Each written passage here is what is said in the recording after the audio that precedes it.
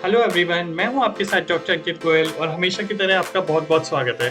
तो कुछ interesting topics पे हम बात करते हुए आते हैं अपनी वीडियो में। जैसे अभी हमने बात की थी लिपस्टिक इंडेक्स की, टाई इंडेक्स की, तो उसी सीरीज में हम बात कर रहे हैं आज डोसा इकोनॉमिक्स की।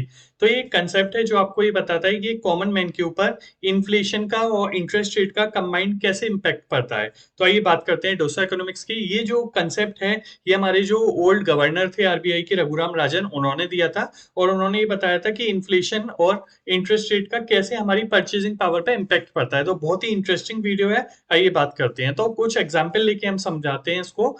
तो सपोज कर लीजिए आप एक पर्सन है और जिसके पास 1 लाख रुपीज की आप एक एफडी कराते हैं, क्योंकि इंडियंस मेजोरिटी में एफडी कराते हैं। तो हमने एग्जाम्पल लिया है जो रघुराम राजन जी ने दिया था कि 1 लाख की एफडी कराते हो, इंटरेस्ट रेट चल रहा है 10% का और इन्फ्लेशन भी है 10% की। इंटरेस्ट रेट मतलब अगर आप कुछ पैसा जमा करेंगे तो वो बढ़ के इंक्रीज होकर आपको मिलेगा। और इन्फ्लेशन का मतलब यहाँ पे है कि जो गुड्स और सर्विसेज होते हैं उनके प्राइसेस इंक्रीज हो जाते हैं टाइम टू टाइम, राइट। तो अगर आप 1 लाख रुपीज पर्टिकुलर एक एफडी कराते हैं और एक साल में उस पर 10% इंटरेस्ट रेट मिलता है और 10% का ही आपका इन्फ्लेशन है, तो ये किस तरीके से इंपैक्ट करेगा एक इंडिविजुअल को। और साथ ही साथ अगर ये कम या ज्यादा होता है तो वो बेनिफिशियल होता है या नहीं, यही पूरा डोसा इकोनॉमिक्स हम बात करने वाले हैं। तो सपोज कर लीजिए एक पर्सन है, हमने बात की, लेट्स प्रिटेंड कि एक सीनियर सिटीजन है जो कि डोसा खाते हैं और जो डोसा है मार्केट में वो 60 रुपीज का है।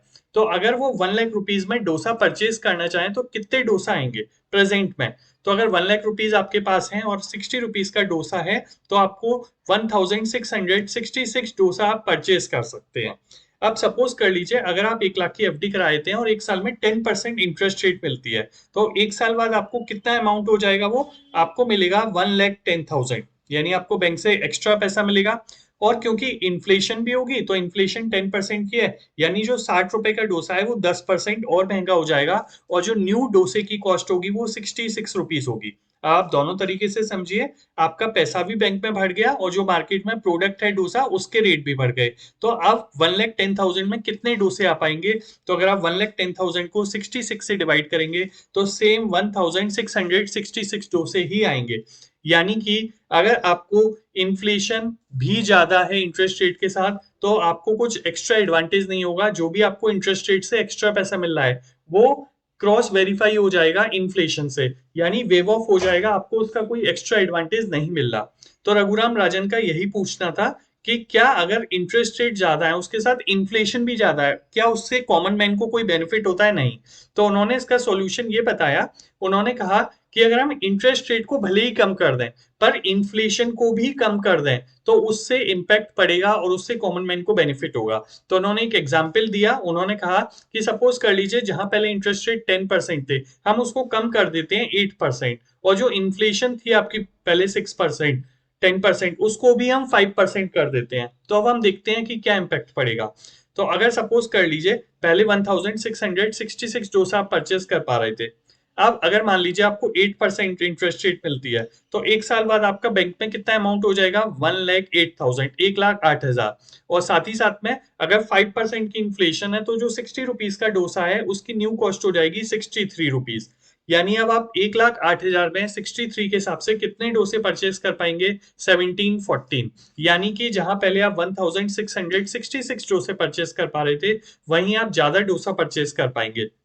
तो उन्होंने ये एजम्पशन ली थी कि अगर हम ये मानते हैं कि एक सीनियर सिटीजन है और वो केवल डोसा ही कंज्यूम करता है तो अगर ज्यादा इन्फ्लेशन और ज्यादा इंटरेस्ट रेट रहेगा तो उससे कोई फायदा नहीं होगा। जो इंटरेस्ट रेट का बेनिफिट मिलेगा वो इन्फ्लेशन खा जाएगी, राइट। बट उन्होंने कहा कि अगर हम इंटरेस्ट रेट को थोड़ा कम कर दें और इन्फ्लेशन को भी कम करके ले आए तो उसका बेनिफिट मिलेगा। और आपको ये पता ही होगा कि जो हमारी आरबीआई या रिजर्व बैंक ऑफ इंडिया जो सेंट्रल बैंक है उसने जो इन्फ्लेशन का टारगेट रख रखा है वो 4 to 6% का रख रखा है। तो उनका कहना यह है कि अगर इन्फ्लेशन कम होगी, महंगाई कम होगी, तो उससे हम ज्यादा परचेसिंग पावर हमारी बढ़ पाएगी। तो ओवरऑल कहें तो हम कहेंगे when inflation rates are kept under control, inflation को कंट्रोल करते हैं तो इंडिविजुअल्स को बेनिफिट मिलता है।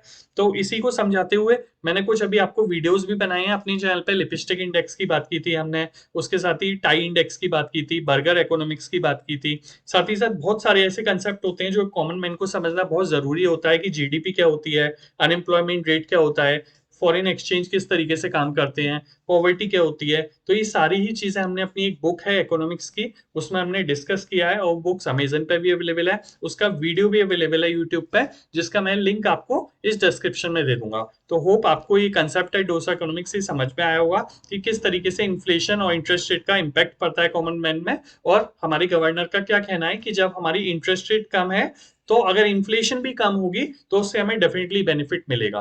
तो आई होप वीडियो अच्छा लगा होगा, ज्यादा से ज्यादा लोगों के साथ शेयर कर सकते हैं जिससे उन्हें ये डोसा इकोनॉमिक्स के बारे में पता लगे, और बर्गर इकोनॉमिक्स के वीडियो भी आप देख सकते हैं। और अगर वीडियो अच्छा लगा तो लाइक करिएगा, चैनल को सब्सक्राइब करिएगा। मिलते रहेंगे आगे। Thank you.